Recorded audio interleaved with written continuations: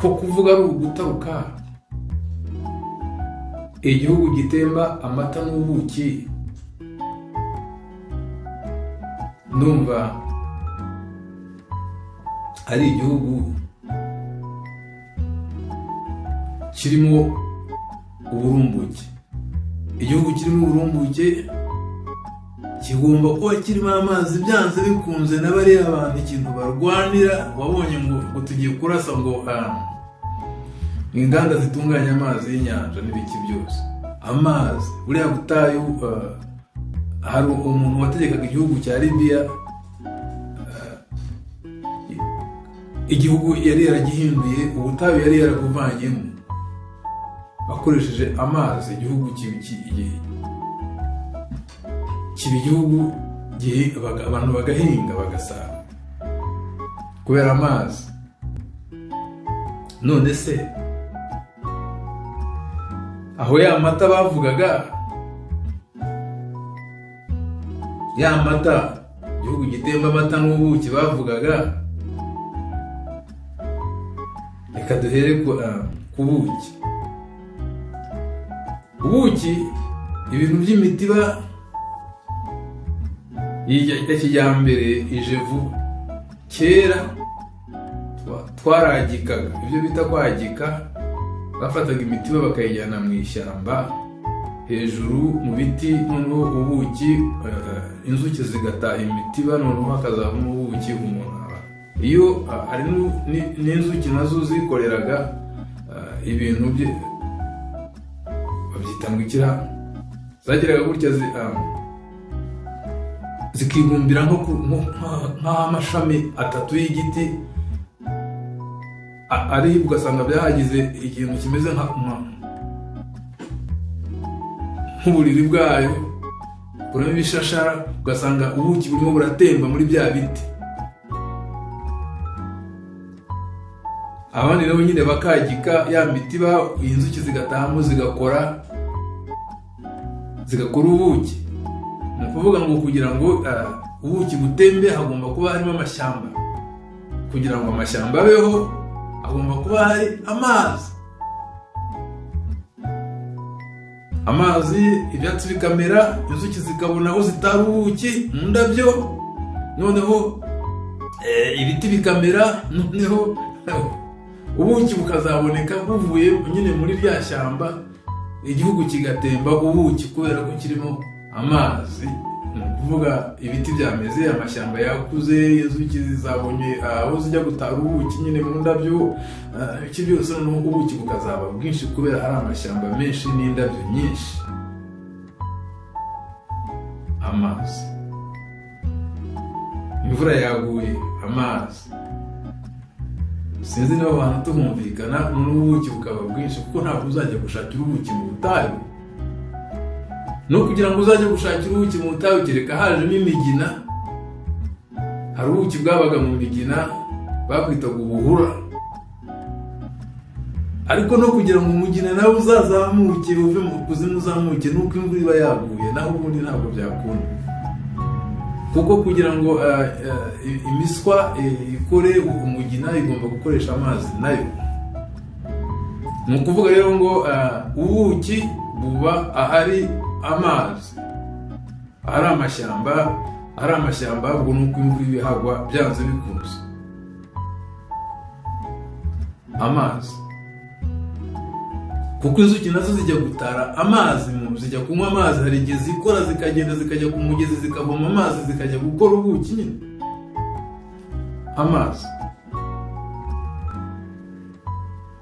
Amazi ni igihugu gitemba amata n'ubuki. Amazi nigwe igisubizo twaba tukibonye mu gihugu gitemba amata n'ubuki. Inka, mbese wareba ahantu h'ubutayu ukagenda ukavuga ngo nta mazi ahari. Nagiye muri biriya bihugu byo mu butayu, usanga inka zabo aho ziba ziri iruhande rw'amazi. na hariya muri za Mali, ndagira mu bihugu nk'ibyo byose hari abaturage bita ngo ni nomade. Inshuro nyinshi babaga ari abantu b'aborozi, bakagenda bakurikiyeho amazi ari kugira ngo babone ubwatsi bw'inka, babone cyangwa uko buhira inka. Amazi, kubera rero dusanze ubukungu bw'amazi kandi twe tukaba dufite amazi, twe turi abakungu, cya gihugu gitemba amata n'ubuki, dushatse kubibona iwacu twabibona. Inka zirahari, amazi arahari, ibiti biramera, amashyamba arakuze, ubuki nta gitangaza cy'uko bwaboneka kandi buranahari. Amata, ubuki, inka zirakama kuko zihari, zifite aho zirisha, zifite inzuri, zifite aho zishoka, hari imigezi, hari ibiyaga, hari amariba. Amata n'ubuki biraboneka, nubwo bidatemba mu muhanda ariko birahari. Sicyo cy'ingenzi si uko bitemba mu muhanda, kandi igihe tugenda mu nzira twayanyoye ndagira ngo ubone umuhanda ubibona, kuko utabashije kuri kunywa no kurya sinzi ko yabona umwanya wo kujya mu muhanda. Ubwo biba bigaragara igihugu gitemba amata n'ubuki, bigaragarira mu maso y'abo byagezeho. Ndagira ubwo ni ukuvuga ko nta nzara iba ihari. Igihugu gitemba amata n'ubuki, nta nzara iba ihari, nta nyota iba ihari.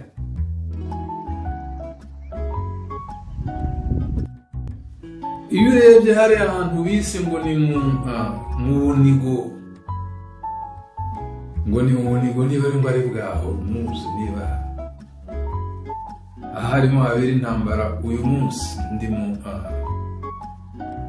turimo tuganira, cyangwa se ndimo kubaganiriza. Hari amazi, ariko icyo barwanira cyo kiba munsi y'amazi. Kandi niba ibyo twagombye amagambo nagerageje gusobanura kuvugamo nsobanura iby'izo peteroli, niba koko ari umwanda amazi yakukumbye ku isi, none bakaba bafunze ngo ubwo Bunigo cyangwa se hariya mu irembo amazi y'inyanja, ahantu hafunganye amazi aca, amato aca, bakashyira ngo harya ngo ni ikintu kimeze nka ngo ni bariyeri, ngo ntawe uzarenga hano, ngo ntawe uzaca hano, nta bwato buzamuka ngo buca hano. Ubwato bwikoreye iki? Bwikoreye umwanda, ngo ntibuzaca. Kandi aho hantu ni amazi, kandi uwo mwanda barwanira ni amazi yawirukanye. Ubwo se ntabwo mwumva ko ibyo bintu byose icy'ingenzi ari muri ibyo byose, icy'ingenzi ari amazi. Ngo inzira y'amazi turayifunze, wa mwanda wanyu noneho uzakomeza uba umwanda, nta n'umwe uzongera no kuwubona. Umwanda uzakomeza uba umwanda kubera ko amazi twayafunze. Ibintu birebire cyane. Amazi,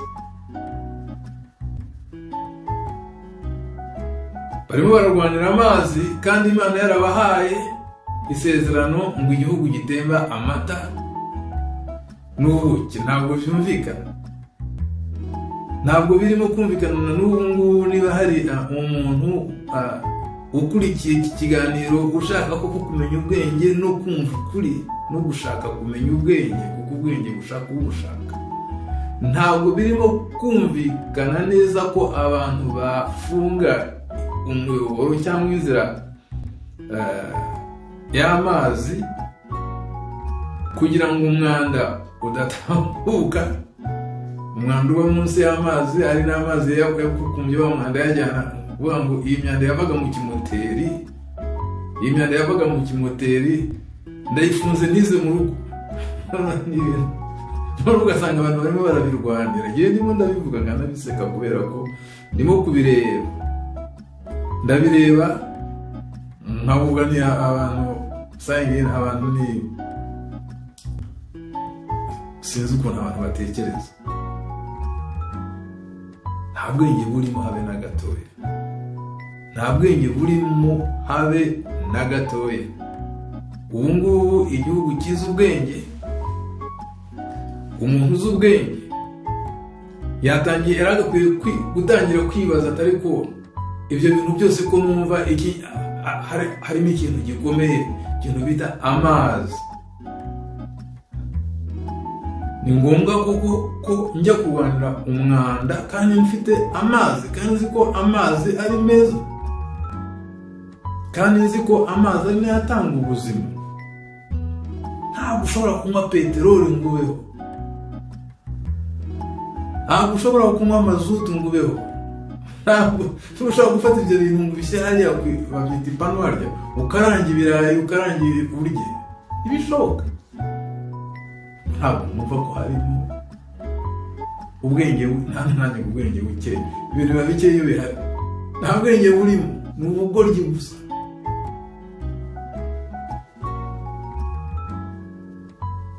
Amazi atanga ubuzima.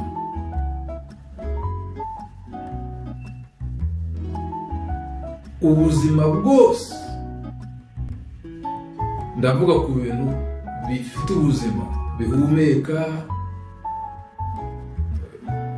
ibiremwa nk'ikiremwa muntu cyangwa se inyamaswa, ibyatsi, bimera, n'amazi.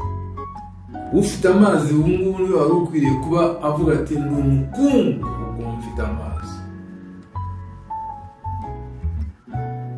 mfite amazi ndi umukungu. Ibi biranyibukije ngewe navukiye mu Rwanda, nabaye mu Rwanda, hari ikintu kijyanye kijya gusa n'iyi ntambara irimo kubera hariya hantu kigeze kuba mu Rwanda.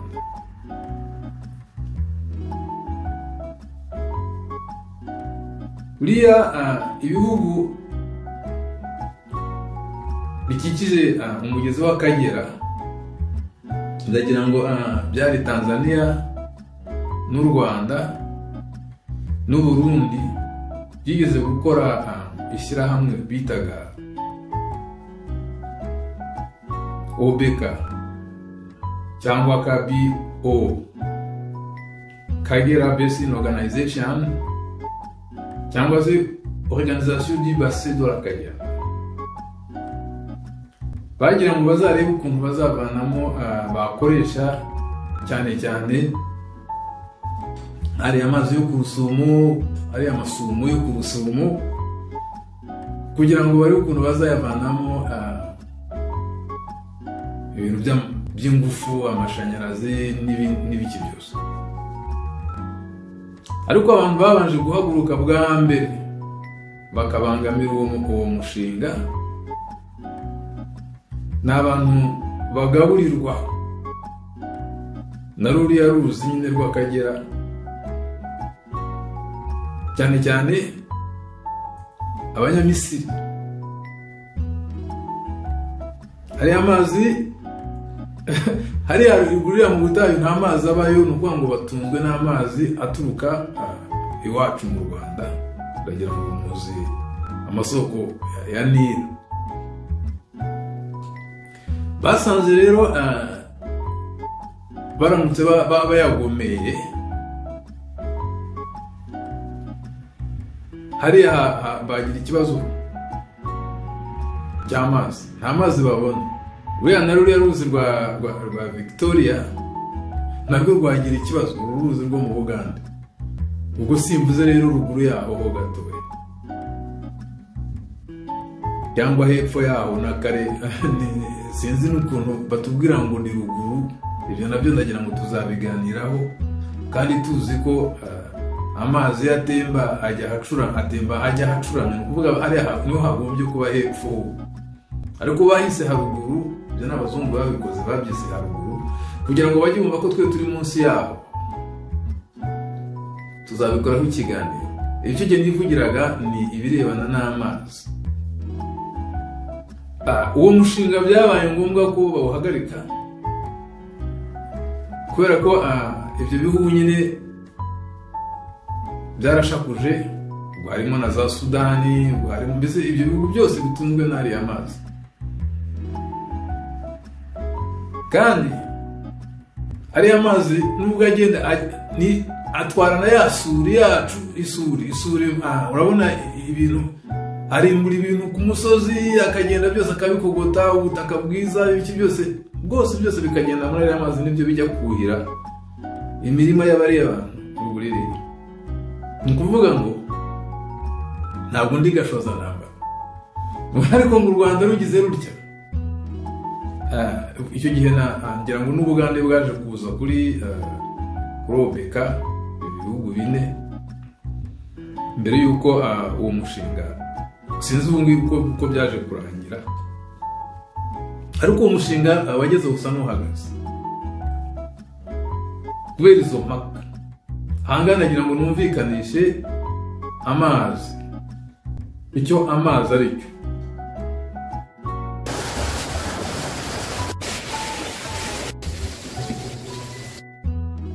Basanze ko babura amazi, inka zabo na ya mata twavugaga, amata bayabura, ugasanga ibintu byose ubuzima burahagaze iwabo. Urumva icyo gihe byari amazi iwacu, ariko hariya hirya iyo barwanira iyo ngiyo ngo muri ubwo bunigo bo bararwanira ku mazi, bashaka umwanda uri munsi w'amazi. Ni birebire cyane. None se buriya tugize gutya hariya iwacu mu Rwanda, nongere bisubiremo, ntabwo ari gashoza ntambara, tugafunga ariya mazi, byagenda gute? Bavuga twebwe ntabwo twabona ubwo mwebwe ngo turabafungurira ngo atambuke, ngo hanyuma ngo reka biradusaba kubana. Icyo gihe ikindi kibazo cyari cyajemo, niba mbyibuka neza, basanze igihe bazaba bakora ibintu by'urugomero, amazi yagaruka inyuma akangiza, ni ukuvuga hakaba ibyo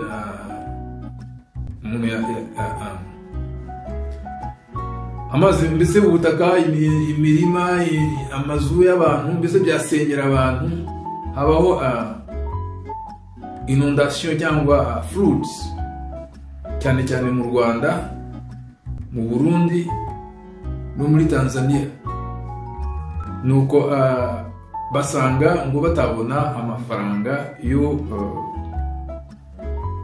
guha ikiguzi mbese cy'abo bantu bashobora kuba bangirijwe n'amazi. Ariko kubera ko turimo tuganira ibintu by'ubwenge, keretse ngira ngo inahangaha kuko ngiye waganiriza ntabwo ndi mu Rwanda, ndi muri ibyo bihugu byiyise ngo ni ibihugu bya ruguru, nyamara ngiye mpita hepfo nk'uko nari maze kubivuga. Bakora inzuzi, bakora ibiyaga byo bita ngo artificial. Ibyo biyaga bakabikora bigakurura na ba mukerarugendo, bikaba ibiyaga bikoreye. Ni ukuvuga ngo twebwe dushatse natwe iwacu twakora ibiyaga, hakaba ibiyaga byinshi. Hari igihugu natembereyemo nk'igihugu cya Bubiligi ngira ngo, Bubiligi hari ikintu kimeze nk'umugezi cyangwa umugezi munini, bimwe bita bashobora kwita nka fleuve, umugezi munini uca wasatuyemo igihugu mo kabiri, uva ku nyanja imwe ndagira ngo ujya ku yindi, ubwo amato agacamo, bikaba inzira yo gutwara ibiribwa ibivana mu karere bijyana mu kandi. Ibyo ni ibintu byose twebwe amazi Imana yaduhaye dushobora gukoresha,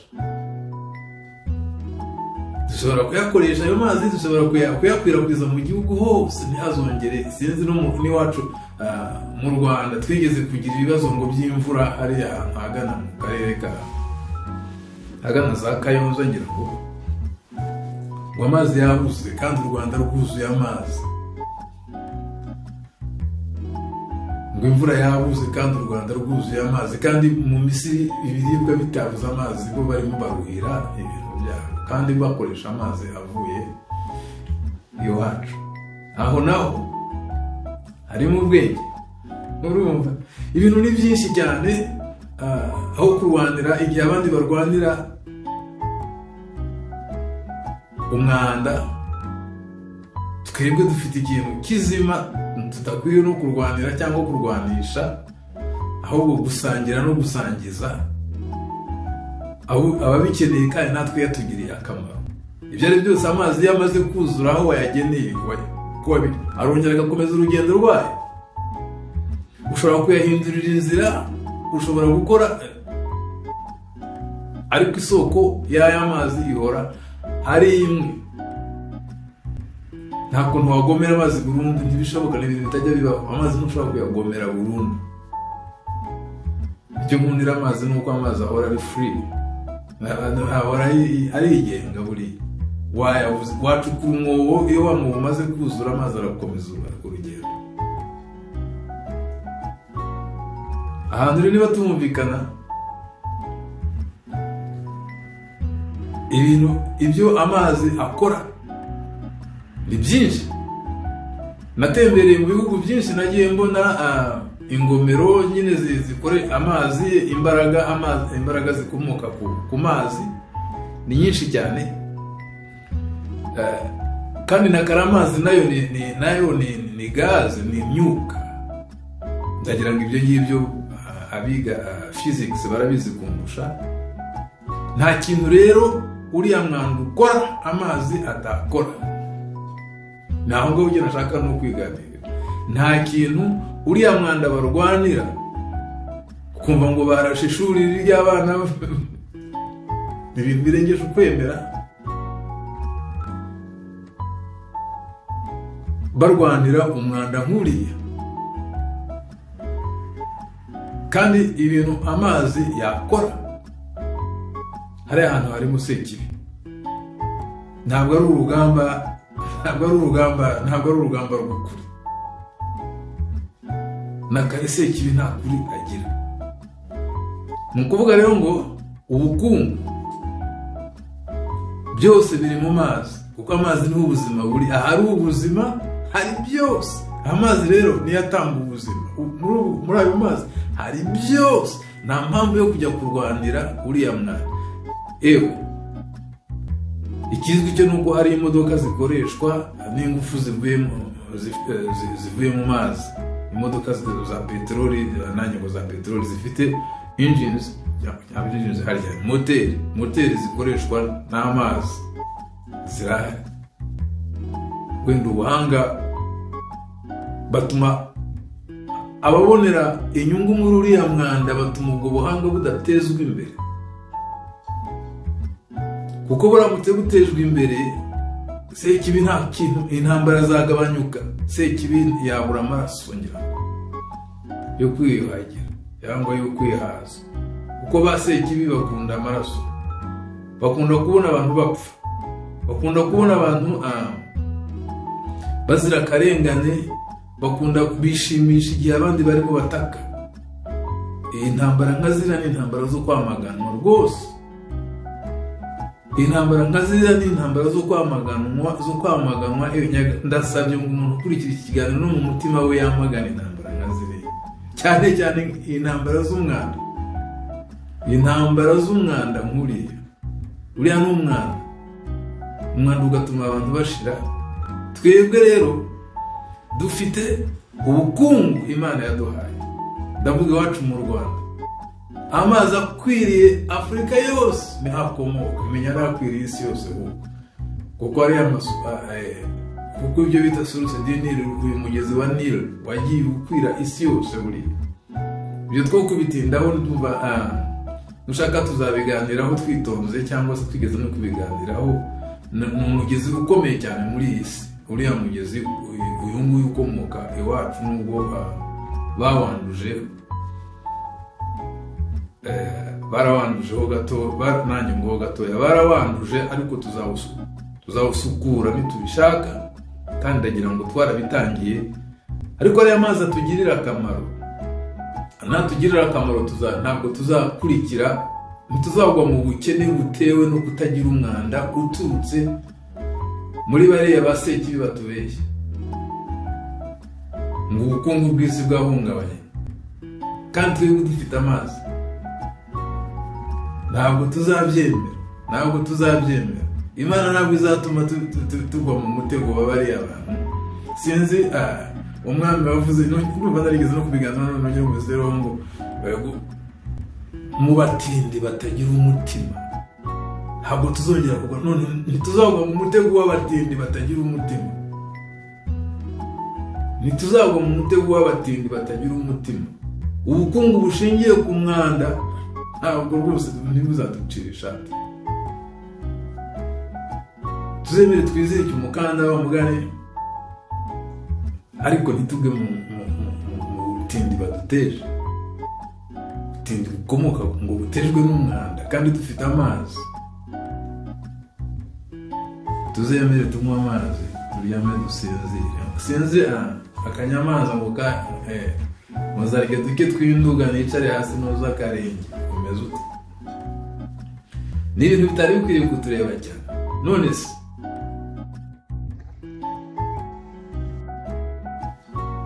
ariko rero kubera ko nkunda kwiganirira ku magambo nanone y'Ikinyarwanda afitanye isano n'Icyongereza, nagira ngo dusubire inyuma turebeho gatoya mbere yuko turangiza kino kiganiro. Buriya kera mu Rwanda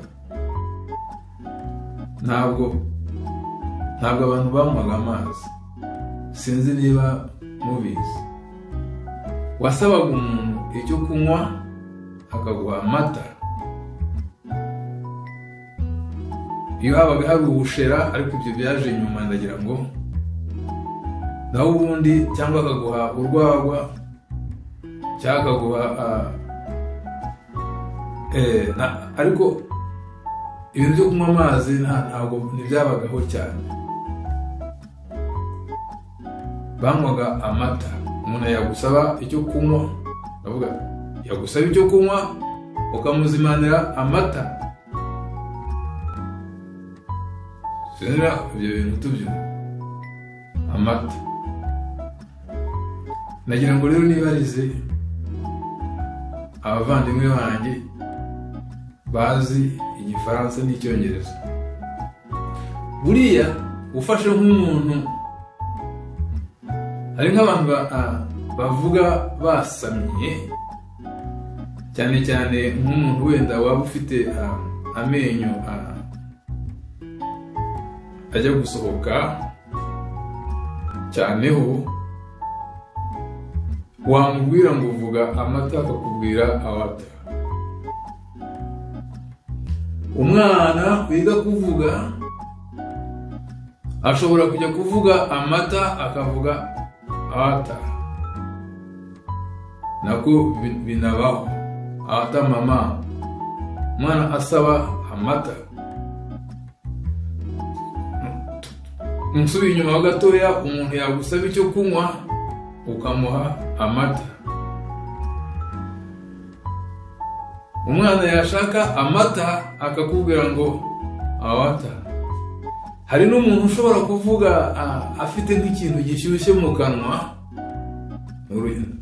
hano urugero mba ntanga, aho kuvuga amata, kuko amata iriya iriya ma isaba k'umunwa wo hejuru n'uwo hasi bihura. Udashoboye kubihuza bivuga a cyangwa wa, noneho icyari amata kikaba awata. None se ko tuzi ko ikinyobwa musabye cyo kunywa bakaguha amata, kandi abantu nabo kunywa ubungubu banywa amazi. Amazi yitwa ngo iki mu Cyongereza? Ndagira ngo ni water. None reka tujye kureba icyo bihurira ko ari ibinyobwa cyangwa se ibitemba ibinyobwa. Urumva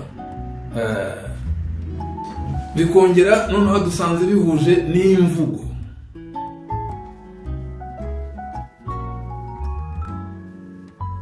Niba rero bihuje imvugo, bikaba bihuje byose ari ibitemba, kandi bikaba bihuje n'icyo bikora kuko mu kunyobwa, bikongeraho kuba ari ibitunga ubuzima. None se menya niba awata na amata, igihugu gitemba amazi n'ubuki, umuntu ashatse yabivuga gutyo. Niba amata, awata, wata, amazi, n'ibintu birebire cyane ku bantu bakora ubushakashatsi mu ndimi z'Icyongereza n'Ikinyarwanda. Bari bakwiriye kureba niba ijambo amata na wata bivuga amazi niba bidafitanye isano. Aho naho harimo ubuhanga cyangwa ubwenge kubyumva. Gusaba ubuhanga Imana kugira ngo idusobanurire ibintu by'ubwenge, twumve Ikinyarwanda cyacu neza, niba tutarabwiwe ko dufite ubukungu bwose Imana yaduhaye, igihugu gitemba awata n'ubuki, ni ukuvuga kirimo amazi n'amashyamba,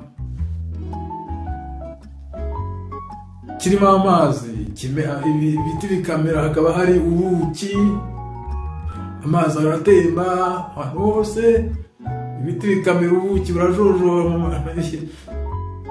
Ariko ibyo tukabirengaho, kuko abafite ubwo bukungu, bafite amata, bafite ubuki, ni ibimenyetso by'ubukungu. Ndagira ngo urugo rurimo amata n'ubuki rwose, bene urwo rugo n'umuntu ukwifuriza amahoro, ukwifuriza neza, arakubwira guhorana amata ku ruhimbi. Ni ibintu byumvikana. Horana amazi mu gihugu, inka nazo urumva ni ibintu. Iyo mbivuga gutya nk'umunyarwanda, mba mfite ikintu kimeze nka birengeje kuba ubwuzu cyangwa ishema, mba ndi hejuru cyane, mba ndi hayi, mba ndi mu mwuka kubera kwishimira ko ibyo bintu bihari. Icyo rero ahari ibyo bintu, ni ukuvuga hari ibiryo, hari nta mururumbu, hari ahatari umururumba, nta nzangano zari zikwiriye kuhaba, hari amahoro. Iyo nta nzangano zihari haba hari amahoro, ko nta kintu abantu baba bapfa. Ngicyo rero ya mvugo, igihugu gitemba amata n'ubuki. Ngiyo rero ya mvugo awata, amata, amazi turayafite ahagije igihe abandi barwanira umwanda. amazi yakukumbye ku musozi.